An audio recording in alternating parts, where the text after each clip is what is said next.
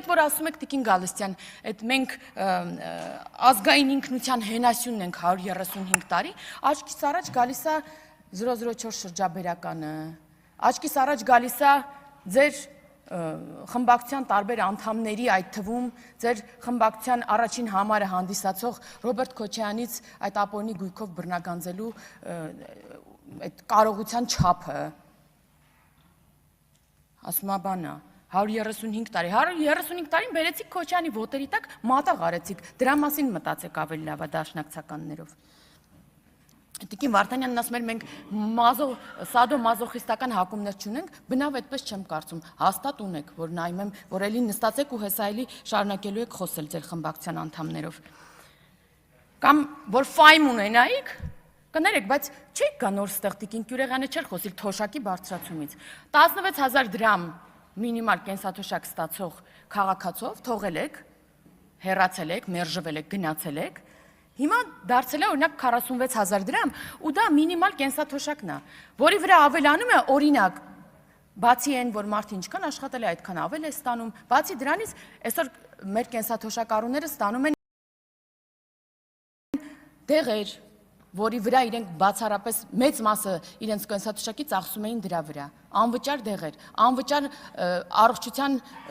վիրահատություններ ու տարբեր ծառայություններ են ստանում։ Դրա համար, որ ֆայմ ունենեք, դուրս չեք գա ու գոնե այդ բարեփոխումների մասին չեք խոսի։ Կամ Տիկին Գալստյան, դուք մեր երևի ազգային ժողովի ամենաավագ գործընկերներից եք կին, հեչ ընդունելի գործելավոճ չէ, երիտասարդ գործընկերոջը ԳԿՔ-ի ուղղագրություն սովորեցնեք, հեչ ընդունելի չէ, չեմ ասում դա տեղին է, անտեղին է, դա ուղղակի պրիմիտիվ, չգիտեմ,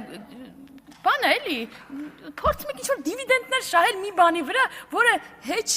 ընկալելի չէ, հեչ հարգելի չէ այս գործելավոճը։ Եթե այդքան մտահոգ էիք հայոց լեզվի իմացության առումով, կարող եք մոտենալ ձեր գործընկերոջը, ասել ճիշտ կլինի այսպես արտասանեք այդ բառը։ Մի կողմ եմ դնում ճիշտն ու սխալը։ Ինչ վերաբերում է կոռուպցիային, այո, սիրելի հայրենակիցներ, այսօր բազմաթիվ գործեր են քննվում կոռուպցիայի մեղադրանքներով, կան մեղադրական եզրակացություններ, կան այդ գործերով անցնող նախկին պաշտոնյաներ, որոնք թռած են Հայաստանի Հանրապետությունից, այսօր էլ հայտ են ներկայացնում ձեր այդ միասին այդ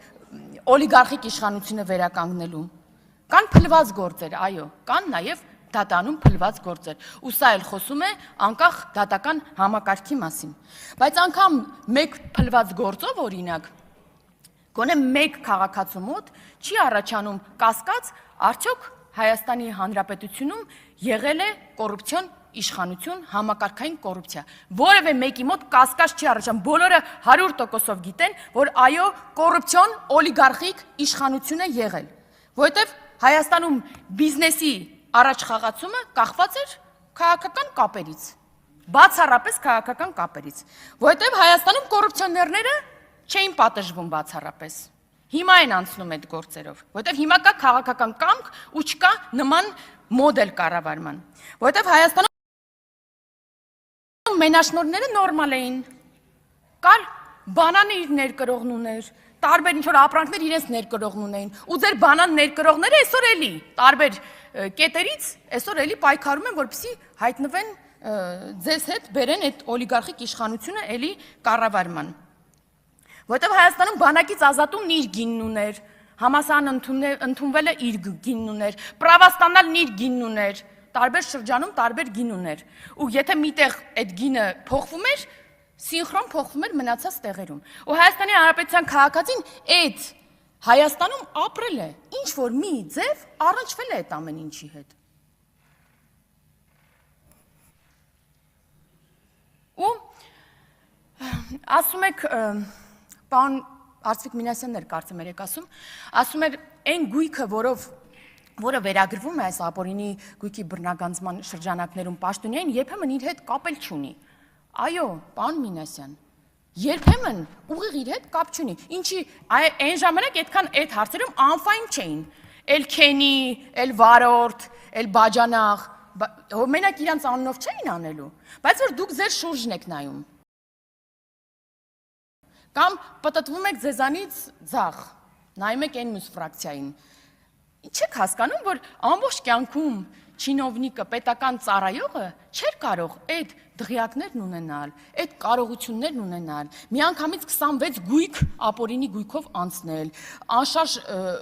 շարժական տարբեր գույքեր ունենալ, մի քանի 100 միլիոնավոր դրամներ չհիմնավորված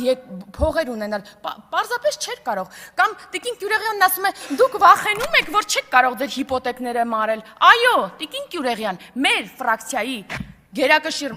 երևի ես չգիտեմ մարդ որ չունի, հիպոթեք, վարկ, որտեղ մենք սովորական ոնց որ մեր ժողովուրդը ապրում ենք այդ կետ, մենք չունենք այդ միլիոնները, որ տանք եւ տուն առնենք մեզ համար։ Կներեք, չունենք, չենք մեր հայրերը չեն գողացել, մենք չենք գողանում եւ չենք գողանալու։ Կամած կփակենք, ունենանք արդար քրտինքով մեր տունն էլ, մեր մեքենան էլ եւ որևէ մեկը չի անիծի մեր երեխաներին։ Եվ հետո չենք գնա եւ ձեր նման չենք վախենա բանից, բանտում հայտնվելուց։ Մեզ ամենաշատը մեր քաղաքացիները մեղադրում են ամենաշատը նրանում, որ դուք միջև հիմա հնարավորություն ունեք, ոչ միայն դուք, նախկին իշխանության տարբեր նաեւ ներկայացուցիչներ, միջև հիմա հնարավորություն ունեք, ասում են, ձեր թուլությունն է, որ միջև հիմա նրանք հնարավորություն են խոսալու, հնարավորություն ունեն առաջադրվելու։ Մենք իհարկե ես ներողություն եմ խնդրում տեմպերի համար, սիրելի հայրենակիցներ, բայց պետք է հասկանալ, որ մենք եկել ենք իշխանության ու մարմիններ ենք ստեղծել հակակոռուպցիոն։ Մենք եկել ենք դատարան ենք ստեղծել իրացիաներով, օրենք ենք ընդունել ապօրինի գույքի բռնագանձման մասին, որը այս մարդիկ գնացել բողոքարկել են սահմանադրական դատարան։ Այն մարդիկ, որոնք պետք է անցնեն այդ օրենքով եւ անցնում են։ Ու 1 տարի առաջ է սահմանադրական դատարանը վճիռը հրապարակել, որ հակասահմանադրական չէ այդ օրենքը։ Դրա համար այդպես է ստացվել։ Իսկ ինչ ունենք այդ օրենքով։ Այս կարճ ժամանակահատվածում այս տարվա փետրվարի դրությամբ 612.5 միլիարդ դրամ հայցագնով գործ կա դատարանում, 166 անձ է անցնում այդ գործով։ Սա արդեն դատարանում գտնվող գործերն են եւ սրա մեջ, որքան գիտեմ, օրինակ Լևոն Մկրտչյանը դեռ ներառված չէ այս գների մեջ։ 1568 անշարժ գույքի պահանջ կա, 356 շարժական գույքի, 467 իրավաբանական անձում մասնակցության։ Այս ամեն մեկը որ նայում ենք, ինչքան ջրամբար էլ կկառուցեինք, չգիտեմ, տարբեր թունելներ էլ կունենայինք, կամուրջներ էլ կունենայինք, ատոմակայան էլ, ինչ ասես կունենայինք, եթե չգողանայիք, չլափեիք կներեք արտահայտությանս համար։ Էլ չեմ ասում են օտարած պետությունից, համայնքից, քաղաքացուց են գույքերը։ Մենակ Երևանում, նախորդ տարի հիշում եմ, միայն Երևանում 70 մանկապարտեզ է կերե, 70 մանկապարտեզ է օտարել, կերել։ Էլ չեմ ասում են մի քանի տասնյակ մանկապարտեզները, որոնք ուղղակի տենց տվել եք ինչ-որ ուրիշ անհատույց եք տվել ինչ-որ մեկին օգտագործման եւ այլն։ Որ մեկի տակ իրականում, որ մեկի տակ փորում ենք, միլիարդներ են դուրս գալիս ու դղյակներ են դուրս գալիս ու հələ մի հատ էլ միջև հիմա շարունակում ենք ինչ-որ մեղադրանքներ ներկայացնել։ Ու այո, սիրելի հայրենակիցներ, այս օլիգարխիկ եւ կոռուպցիոն նախկին իշխանություն